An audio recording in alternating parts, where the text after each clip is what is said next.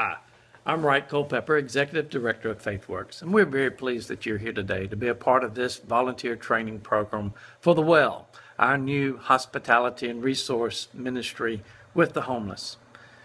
The reason we're calling it the Well is because historically, the well is where the community gathered to draw water necessary for life.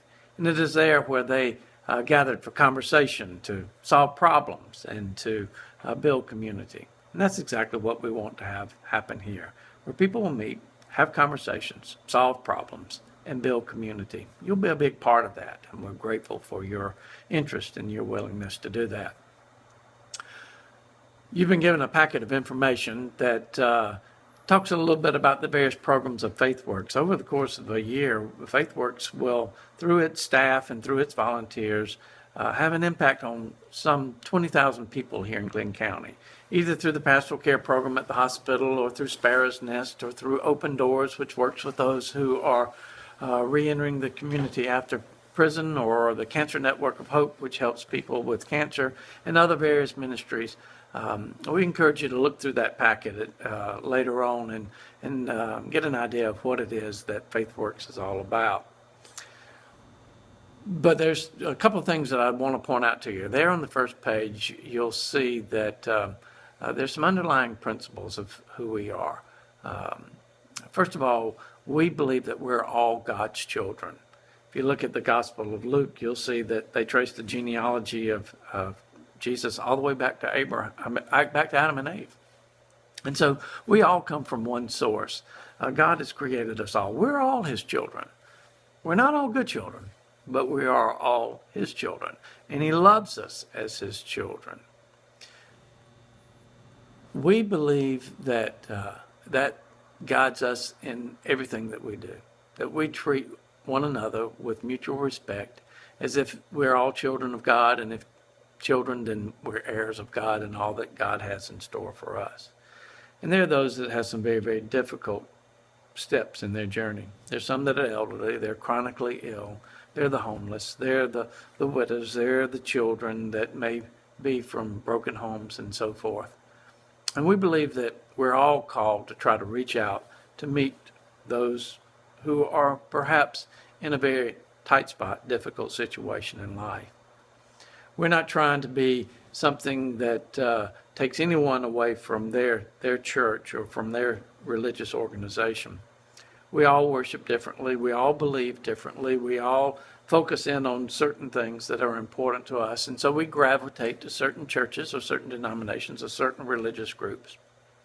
But all of those groups call us to reach out and to care for those around us that might need our help, our love, to be extensions of God's mercy and grace. And really, that's what it's all about. We are extensions of the grace that God has extended to us. And when we do that, then real possibilities take place in the transformation of lives and transformation of the community. So you're a part of a very, very important work. I want to share with you about how we got to this point.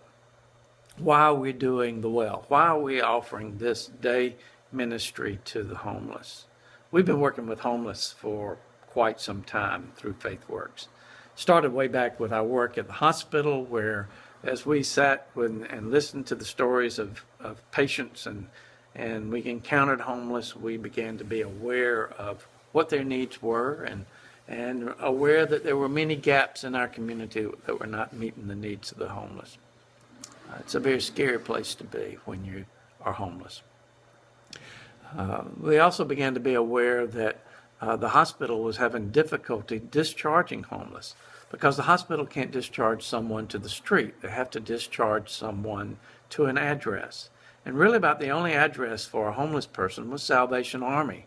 And no problem with Salvation Army, but you have to have a police clearance. You have to be able to get there at a certain time.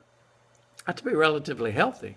And so a lot of times those who are being discharged from the emergency room or from the hospital even were not really strong enough to be able to be accepted into Salvation Army. So we were fortunate to be able to receive a grant from a local organization, and we were able to purchase a house a number of years ago and set it up as a place where the hospital could discharge their homeless patients to us. And we provided a couple of nights of stay. We provided case management. And we've been successful in helping some get to rehab, others to get to detox, others to get back to family. We've helped some move along out of our community, and others have gone back to the streets. In fact, there are a few people that when the cab pulled up from the hospital, they didn't even come knock on the door. They just went on back to where they were from. But they could have come in if they wanted to. But through that experience, we began to hear more and more of the stories of our homeless, and more aware that we needed to do more. And then back in the early part of 2013, FaithWorks conducted the homeless count that is held throughout the state of Georgia every 2 years. And we had a group that went into abandoned buildings. We went to Salvation Army. We went out by the exits on the interstate. We went out to the woods. We actually sat down and interviewed over 190 homeless that we talked to face to face. And we know that we missed a lot, because sometimes we'd be with a group and we talked to one or two, and by the time we were finished with them, the other group had moved on. So we know that there are a lot of homeless in our community. And we asked them the things that they need, and there were really three things that kind of came to the top. One was better housing.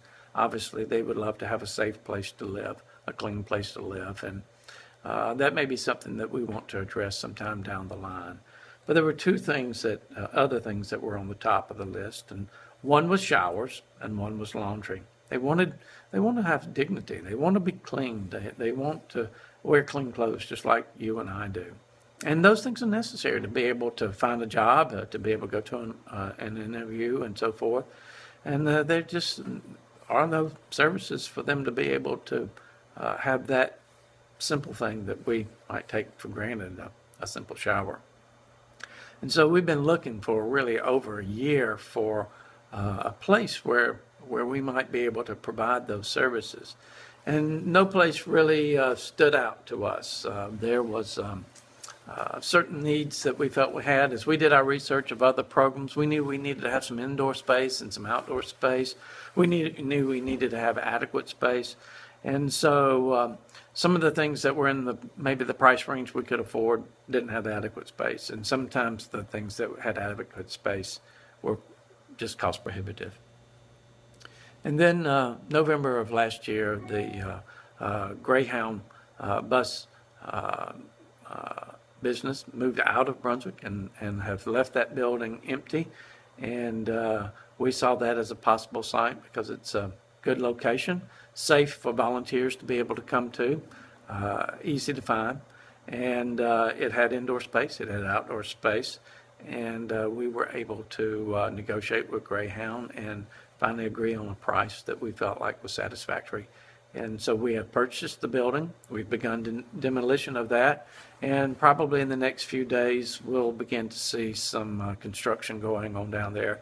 Don't think it'll take too terribly long. There's not an awful lot of work to do, but some electrical and plumbing, heating and air work that's got to be done. So that's in process. And we're very pleased with that. We were concerned about three things when we signed the contract, where we had our due diligence period. One, we were concerned about zoning. We were wondering if it would work out there. And we got a letter from the city saying that, in fact, the services that we're offering, it is zoned properly for that. We were worried about the possibility of there being asbestos in the building, and we spent a good bit of money for an environmental impact study on the building. No asbestos and no petroleum problems in the soil, so we can plant trees and fruit trees and whatnot, and do some of the things that we wanted to do outside to make that a habitable place for people to be.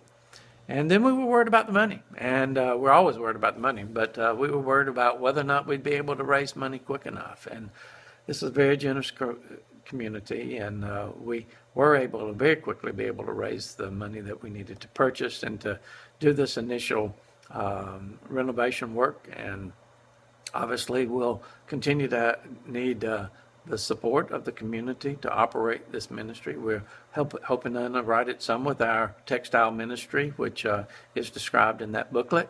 But we'll need the help of individuals and foundations and churches as we move along as well. So keep that in your prayers as well. But right now, as of today, we're in good shape and ready to go with everything. The obstacles that we feared were not there, and